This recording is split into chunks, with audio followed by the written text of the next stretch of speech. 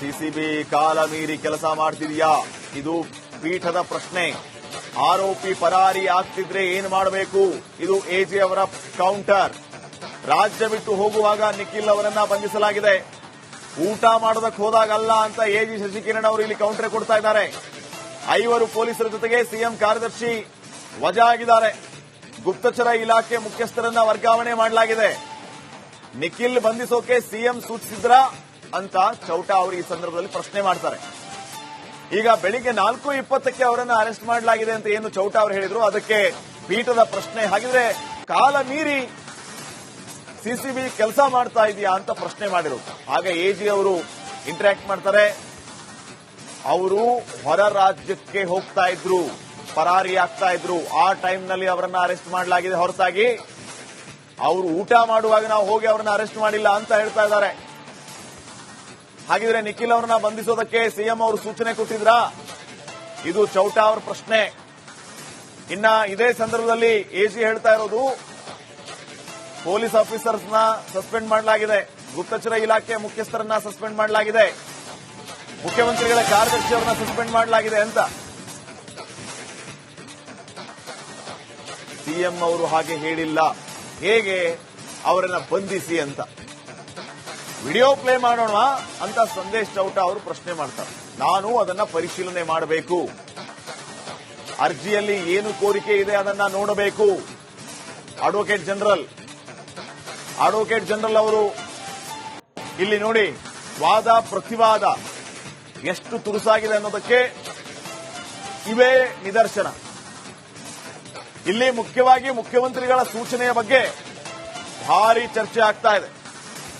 ಆರೋಪಿಗಳನ್ನ ಬಂಧಿಸೋದಕ್ಕೆ ಮುಖ್ಯಮಂತ್ರಿಗಳು ಸೂಚನೆಯನ್ನ ಕೊಟ್ಟಿದ್ರ, ಪರ್ಟಿಕ್ಯುಲರ್ಲಿ ಈ ನಿಖಿಲ್ ಇವರನ್ನ ಬಂಧಿಸೋದಕ್ಕೆ ಸೂಚನೆಯನ್ನ ಕೊಡಲಾಗಿತ್ತ ಅಂತ. ಅದಕ್ಕೆ ಚೌಟಾ ಅವರು ಕೌಂಟರ್ ಕೊಡ್ತಾ ಇರುವಂತದ್ದು, ಅವ್ರಿಗೆ ಯಾವುದೇ ಕಾರಣಕ್ಕೂ ಅವಕಾಶ ಇಲ್ಲ ಅಂತ. ಎಜಿ ಅವರು ಮಧ್ಯಪ್ರವೇಶ ಮಾಡ್ತಾ ಇದ್ದಾರೆ. ಮಧ್ಯಪ್ರವೇಶ ಮಾಡಿ ಹಲವು ವಿಚಾರಗಳನ್ನ ಪ್ರಸ್ತಾಪ ಮಾಡ್ತಾ ಇದ್ದಾರೆ. ಅವರು ಹೊರ ರಾಜ್ಯಕ್ಕೆ ಓಡಿ ಹೋಗ್ತಾ ಇದ್ರು, ಅವಾಗ ಅವರನ್ನ ನಾವು ಅರೆಸ್ಟ್ ಮಾಡಿದೀವಿ. ಹೋಗಿದ್ದರೆ ಏನ್ ಮುಂದೆ, ಹೀಗಾಗಿ ನಾವು ಅರೆಸ್ಟ್ ಮಾಡಿದ್ದೇವೆ. ಜೊತೆಗೆ ಅವರು ಊಟಕ್ಕೆ ಕೂತಾಗ ನಾವು ಅವರನ್ನ ಹೋಗಿ ಅರೆಸ್ಟ್ ಮಾಡಿಲ್ಲ. ಇಷ್ಟು ವಿಚಾರಣೆ ನಡೀತಾ ಇರುವಾಗಲೇ ನಿಖಿಲ್ ಅರ್ಜಿ ವಿಚಾರಣೆ ಈಗ ಮುಂದೂಡಲಾಗಿದೆ. ಅರ್ಜಿಯನ್ನ ವಿಚಾರಣೆ ಮಾಡುವುದನ್ನ ಮುಂದೂಡಲಾಗಿದೆ. ನಿಖಿಲ್ ಅರ್ಜಿ ವಿಚಾರಣೆ ಮುಂದೂಡಲಾಗಿರೋದು. ಬಂಧನ ಪ್ರಶ್ನೆ ಮಾಡಿ ಅರ್ಜಿಯನ್ನ ಸಲ್ಲಿಸಲಾಗಿತ್ತು, ಸುದೀರ್ಘ ವಿಚಾರಣೆ ನಡೀತಾ ಇತ್ತು. ಈಗ ನಿಖಿಲ್ ಅರ್ಜಿ ವಿಚಾರಣೆಯನ್ನ ಮುಂದೂಡಲಾಗಿದೆ. ಮತ್ತೆ ಯಾವಾಗ ತೆಗೆದುಕೊಳ್ಳುತ್ತೆ ಪೀಠ, ಇನ್ನಷ್ಟೇ ಅಪ್ಡೇಟ್ ಆಗಬೇಕಾಗಿದೆ. ನಿಖಿಲ್ ಅರ್ಜಿ ವಿಚಾರಣೆ ಮುಂದೂಡಲಾಗಿದೆ. ನಾಳೆಗೆ ಮತ್ತೆ ವಿಚಾರಣೆಯನ್ನ ತೆಗೆದುಕೊಳ್ಳಲಾಗಿದೆ. ಆಕ್ಷೇಪಣೆಯನ್ನ ಸಲ್ಲಿಸುವುದಕ್ಕೆ ಎಜಿಗೆ ಹೈಕೋರ್ಟ್ ಸೂಚನೆಯನ್ನ ಕೊಟ್ಟು ವಿಚಾರಣೆಯನ್ನ ಮುಂದೂಡಿದೆ.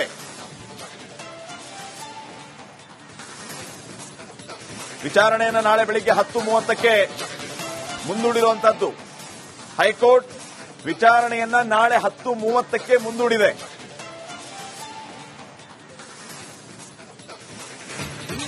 ಇದೇ ಸಂದರ್ಭದಲ್ಲಿ ಆಕ್ಷೇಪಣೆಯನ್ನ ಸಲ್ಲಿಸುವುದಕ್ಕೆ ಎಜಿಗೆ ಹೈಕೋರ್ಟ್ ಸೂಚನೆಯನ್ನ ಕೊಟ್ಟಿದೆ. ಈ ಸೂಚನೆಯನ್ನ ಕೊಡುವ ಮೂಲಕ ವಿಚಾರಣೆಯನ್ನ ನಾಳೆ ಬೆಳಿಗ್ಗೆ 10:00ವರೆಗೆ ಮುಂದೂಡಲಾಗಿದೆ. ಈ ಸಂದರ್ಭದಲ್ಲಿ ಎಷ್ಟೆಲ್ಲ ವಿಚಾರಗಳು ಚರ್ಚೆಗೆ ಬಂತು ಅನ್ನೋದನ್ನ ತಾವು ಗಮನಿಸ್ತಾ ಇದ್ರಿ. ಅಪ್ಡೇಟ್ಸ್ ಅನ್ನ ಪಡೆಯೋಣ. ನಮ್ಮ ಪ್ರತಿನಿಧಿ ಧ್ರುವ ಈಗ ನೇರ ಸಂಪರ್ಕದಲ್ಲಿ ಜಾಯ್ನ್ ಆಗ್ತಾ ಇದ್ದಾರೆ. ಧ್ರುವ, ಮುಖ್ಯಮಂತ್ರಿಗಳು ನಿಖಿಲ್ ಬಂಧನಕ್ಕೆ ಸೂಚಿಸಿದ್ರ ಅನ್ನುವಂಥದ್ದನ್ನೇ ಪ್ರಶ್ನೆ ಇಟ್ಕೊಂಡು ಈಗ ವಾದ ಪ್ರತಿವಾದ ನಡೀತು. ಅವರಿಗೆ ಯಾವುದೇ ಕಾರಣಕ್ಕೂ ಸೂಚಿಸೋದಕ್ಕೆ ಅವಕಾಶ ಇಲ್ಲ ಅನ್ನುವಂಥದ್ದು ಸಂದೇಶ್ ಚೌಟಾ ಅವರ ವಾದ. ಇದರ ಜೊತೆಗೆ ಸುಪ್ರೀಂ ಕೋರ್ಟ್ನ ಒಂದು ನಿದರ್ಶನವನ್ನು ಕೂಡ ಅವರು ಪ್ರಸ್ತಾಪ ಮಾಡ್ತಾರೆ. ಸದ್ಯ ಈಗ ಅರ್ಜಿ ವಿಚಾರಣೆಯನ್ನ ಮುಂದೂಡಲಾಗಿದೆ. ಏನೆಲ್ಲ ಸಾಧ್ಯತೆಗಳಿದೆ, ಏನಾಗಬಹುದು, ಏನ್ ನಡೀತು ಕೋರ್ಟಲ್ಲಿ?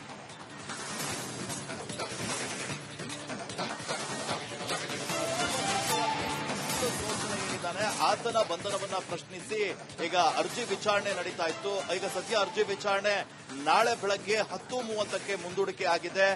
ಮುಖ್ಯವಾಗಿ ನಿಖಿಲ್ ಸೋಸಲೆ ಪರವಾಗಿ ಸಂದೇಶ್ ಚೌಟ ಅವರು 4 ಪ್ರಮುಖ ಅಂಶಗಳನ್ನ ಇಲ್ಲಿ ಪ್ರಸ್ತಾಪ ಮಾಡಿದ್ದಾರೆ.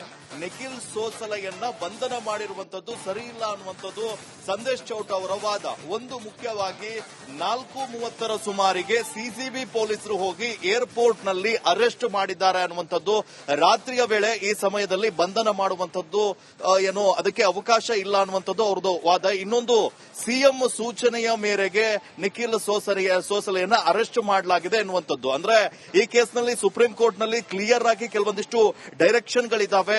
ಯಾರು ತನಿಖಾಧಿಕಾರಿ ಹೊರತುಪಡಿಸಿ ಆರೋಪಿಯನ್ನ ಬಂಧನ ಮಾಡುವಂತಹ ಅಧಿಕಾರ, ಹೇಳುವಂತಹ ಅಧಿಕಾರ ಯಾರಿಗೂ ಇಲ್ಲ. ಅದರ ನಿರ್ಧಾರವನ್ನ ತನಿಖಾಧಿಕಾರಿ ಮಾಡಬೇಕು. ಸಿಎಂ ತನಿಖೆ ಮಾಡಿ ಅಂತ ಹೇಳಬಹುದಿತ್ತು, ಆದ್ರೆ ಇಲ್ಲಿ ಅರೆಸ್ಟ್ ಮಾಡಿ ಅಂತ ಹೇಳಿ ಪ್ರೆಸ್ ಮೀಟ್ ಅಲ್ಲಿ ಹೇಳಿರುವಂತದ್ದು ಕೂಡ ಇದು ಏನು ಸಿಎಂ ಸೂಚನೆಯ ಮೇರೆಗೆ ಉಲ್ಲಂಘನೆ ಆಗಿದೆ. ಹೀಗಾಗಿ ಆರೋಪಿಯನ್ನ ಬಂಧನ ಮಾಡಿರುವಂತದ್ದು ಅವರ ಸಂವಿಧಾನದ ಹಕ್ಕಿನ ಉಲ್ಲಂಘನೆ ಆಗಿರುವಂತದ್ದು, ಅವರ ಮೂಲಭೂತ ಹಕ್ಕಿನ ಉಲ್ಲಂಘನೆ ಆಗಿದೆ ಅಂತ ಹೇಳಿ ಸಂದೇಶ್ ಚೌಟ ಅವರು ವಾದವನ್ನ ಮಾಡ್ತಾ ಇದ್ರು. ಇನ್ನೊಂದು ವಿಚಾರ ಅಂತ ಹೇಳಿದ್ರೆ ಈ ಕೇಸ್ 2:30 ಸುಮಾರಿಗೆ ಅವತ್ತು ರಾತ್ರಿ ಸಿಎಂ ಪ್ರೆಸ್ ಮೀಟ್ ನಡೆದ ನಂತರ 5ನೇ ತಾರೀಕು 2:30 ಸುಮಾರಿಗೆ ಏನು ಸಿಐಡಿಗೆ ವರ್ಗಾವಣೆ ಆಗಿತ್ತು. ಆದ್ರೆ ಸಿಐಡಿಗೆ ವರ್ಗಾವಣೆ ಆದ ನಂತರ ಕಬ್ಬನ್ ಪಾರ್ಕ್ ಪೊಲೀಸರು ಈ ಕೇಸ್ನಲ್ಲಿ ಯಾಕೆ ಎಂಟ್ರಿ ಆಗಿ ಅರೆಸ್ಟ್ ಅನ್ನ ಮಾಡಿದ್ರು ಅನ್ನುವಂಥದ್ದು ಕೂಡ ಅವರು ಪ್ರಶ್ನೆಯನ್ನ ಮಾಡ್ತಾ ಇರುವಂತದ್ದು.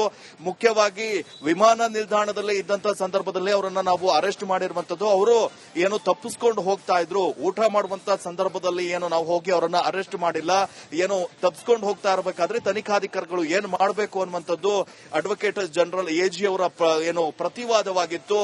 ಇವೆಲ್ಲ ವಿಚಾರವನ್ನ ಕೂಡ ಈಗ ಸದ್ಯ ಅವರು ಆಗ ಪೀಠ ಕೂಡ ಕೇಳ್ತಾ ಇರುವಂತದ್ದು. 2 ವಿಚಾರಗಳು, ಇದು ಏನು ಆ ವ್ಯಕ್ತಿಯ ಒಂದು ಮೂಲಭೂತ ಹಕ್ಕಿನ ವಿಚಾರ ಆಗಿರುವಂತಹ ಕಾರಣಕ್ಕಾಗಿ ಸಿಎಂ ಏನಾದ್ರೂ ಬಂಧಿಸಿ ಅಂತ ಹೇಳಿಕೆಯನ್ನ ನೀಡಿದ್ರ ಅನ್ನುವಂಥದ್ದು ಒಂದನ್ನು ಕೇಳಿದ್ರೆ, ಇನ್ನೊಂದು ಸಿಐಡಿಗೆ ವರ್ಗಾವಣೆ ಆದ ನಂತರ ಅರೆಸ್ಟ್ ಅನ್ನ ಮಾಡಿದ್ದಾರಾ ಅನ್ನುವಂಥದ್ದು. ಇಲ್ಲಿ ಏನು ಕಬ್ಬನ್ ಪಾರ್ಕ್ ಪೊಲೀಸರು ಈ ಪ್ರಕರಣದ ವಿಚಾರಣೆಯನ್ನ ನಡೆಸ್ತಾ ಇದ್ರು. ಅದು ಅಶೋಕ್ ನಗರ ಇನ್ಸ್ಪೆಕ್ಟರ್ಗೆ ಟ್ರಾನ್ಸ್ಫರ್ ಆಯಿತು. ಕಾರಣ ಕಬ್ಬನ್ ಪಾರ್ಕ್ ಪೊಲೀಸ್ ಠಾಣೆಗೆ ಇನ್ಸ್ಪೆಕ್ಟರ್ ಅನ್ನ ಅವತ್ತು ರಾತ್ರಿ ಸಸ್ಪೆಂಡ್ ಅನ್ನ ಮಾಡಲಾಯಿತು. ಆ ಸಂದರ್ಭದಲ್ಲಿ ಕಬ್ಬನ್ ಪಾರ್ಕ್ ಪೊಲೀಸರು ಏನು ಅಶೋಕ್ ನಗರ ಪೊಲೀಸರು ಮಾತ್ರ ಇವರನ್ನ ಅರೆಸ್ಟ್ ಮಾಡಲಿಕ್ಕೆ ಅಧಿಕಾರ ಇತ್ತು. ಆದ್ರೆ ಸಿಸಿಬಿ ಯಾಕೆ ಎಂಟ್ರಿ ಆಯಿತು ಅನ್ನುವಂಥದ್ದು ಇಲ್ಲಿ ಪ್ರಶ್ನೆ.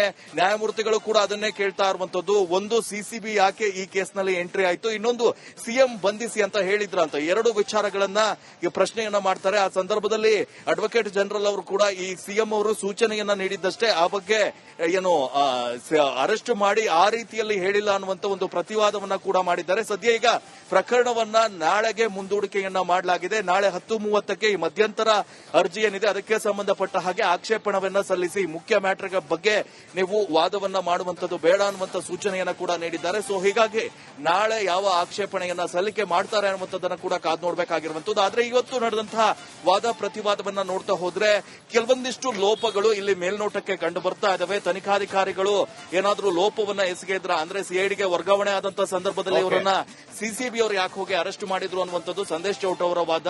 ಆದ್ರೆ ಅಡ್ವೊಕೇಟ್ ಜನರಲ್ ಅವರು ಹೇಳ್ತಾ ಇರುವಂತದ್ದು ಈ ಸಿಸಿಬಿಗೆ ವರ್ಗಾವಣೆ, ಸಿಐಡಿಗೆ ವರ್ಗಾವಣೆ